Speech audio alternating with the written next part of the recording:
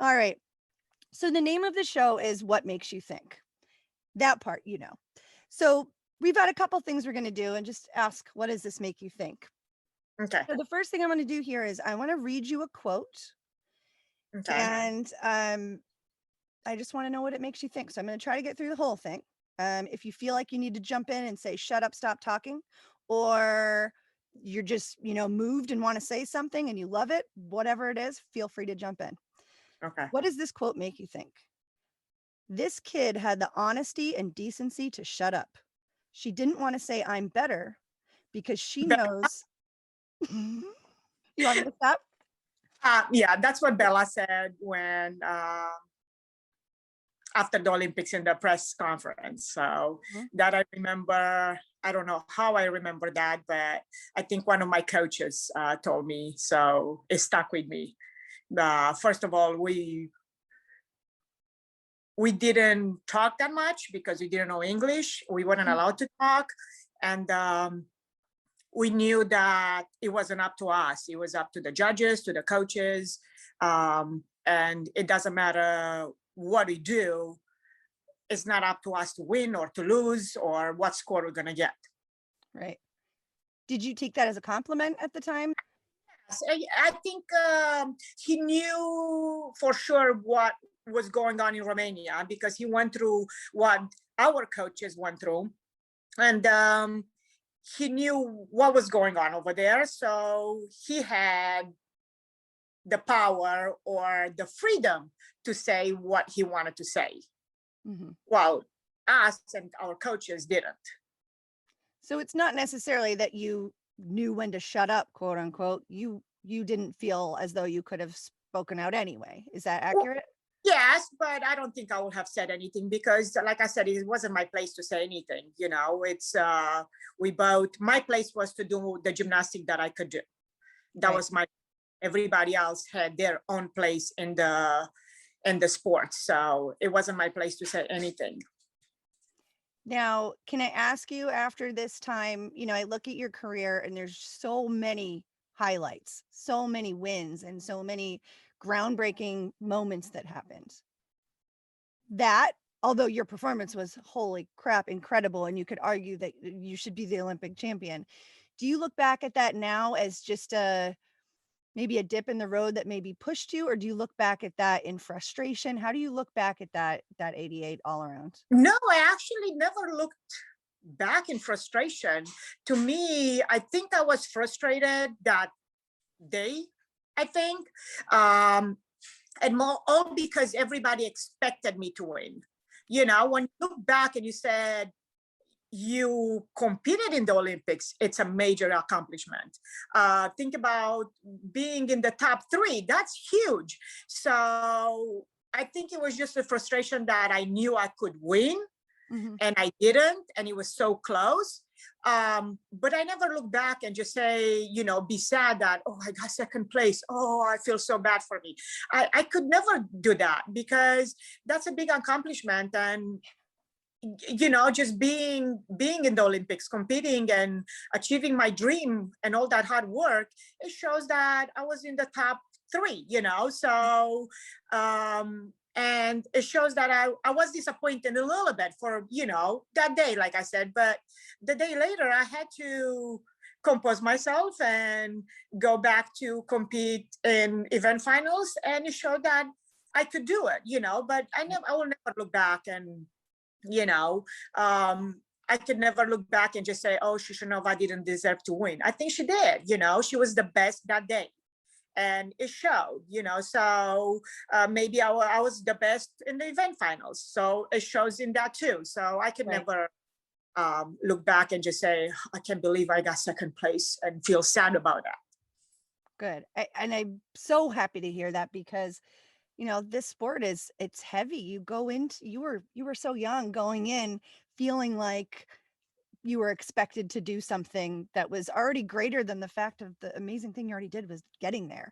So Yes, it's really wonderful to hear that because I think a lot of athletes go in and the outside perception gets in their head and it takes a very long time to kind of put things back in perspective, like you said, and go, damn, I was there. I Yes. was and you were, I mean, what, the difference between 1, 2, and 3 at that level is really nothing. You're all Yeah, champions at it that was like point. no difference, but that's I think looking back, I think every gymnast, every athlete looking back and just realizing how, special it was the time that they competed in a huge competition and just being there and being prepared and competing. I think that's amazing for everybody. So I think it's more important than all those medals. Yeah, absolutely. And how much of that experience do you share with your daughter, with her? I mean, she's such a beautiful gymnast to watch, and man, her swing. Do you share your experience with her as far as anecdotally, or do you kind of try to let her ask? I don't. I didn't do it when she was little because she was too little to understand. She knew that I went to the Olympics, but she didn't understand what Olympics was. Yep. Uh, Now, when she's older, she doesn't want to have anything to do with mommy's gymnastics. And I always say it's your gymnastics. I don't care what you do. But I just mentioned it to her at nationals because she was very nervous and she thought that she has to do perfect. She has to be, she has to do good. And I just mentioned it. I was like, you don't have to. Nobody's expecting you to. We want to because we know how much, you're in the gym, how much hard work it is. And I mentioned it. I said, one thing that I look back at my gymnastic career and I wish I did was to enjoy the moment and not think about what's going to happen if I don't do good, what's going to happen if I do good, and just enjoy that competition. And I think the pressure that we have on ourselves kind of takes away the enjoyment and the happiness to just be in the competition and enjoy the moment. And I think I'm hoping that that will help her go to competitions and enjoy a little bit more. I know we all want to do perfect. We all want to Yeah, be, we all want to win. but knowing how much work we put into gymnastics and how many hours, I just look back and I was like, man, I wish I really enjoy the competitions and just be out there and just, which when you look at my routines, you think I enjoy it. And I think I did. It was just that pressure that we put on ourselves to do good and to win. And sometimes it's important, but that's not the only important thing. Right, right. And I've had this conversation, a similar conversation with other guests, just talking about, obviously there's a huge change in our culture recently, which is a good thing. And one thing that comes up, and I've always thought this too, was that athletes who have it, who really are going to get to that, the highest Yeah, echelon of this sport or in any sport, they are internally driven and they push themselves and they are the hardest on themselves. They don't need other people around them pushing them to want to do it, to be sure. intense. They need other people helping them hone that. But my question to you is, looking back now when you were competing, do you feel like you would have even had the opportunity to enjoy? It was just that pressure from the government, of course, because it was a communist country. So every time we went to a competition, it was kind of expected to be the best. It was expected to win. So that pressure put together with the pressure that I put on myself, I think that was what sometimes we forget that just by being there was a good accomplishment, was big accomplishment just to be at the top level and be okay with not winning all the time. Mhm. That didn't make me a bad gymnast just because I didn't win one day or I had a bad day or a bad competition. Right. But that's how we think. Oh, we're not good anymore. Yes, we are. It just happened that one day you weren't the best, and it's okay. Did you have anybody on your coaching staff that ever spoke to you that way though? Did you have anybody that put their arm around you and said, "Hey, Daniela, you know what? I'm just proud of you for being here."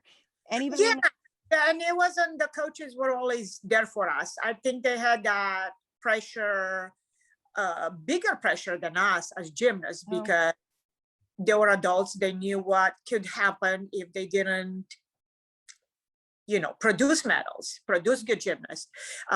So talking to them right now, we're really good friends. I talk to them. I explained that sometimes I thought they were, too tough for me. But in the same time, can you do an elite sport without somebody kind of like pushing you sometimes when you really don't want to? There were days when I cried in the gym. There were days when I didn't want to do conditioning, but I don't think it will have helped me as a gymnast to say, for the coach to say, it's okay, honey, you don't want to do it, don't worry about it, go home. It wouldn't have made me the gymnast that I was and the person that I am right now. So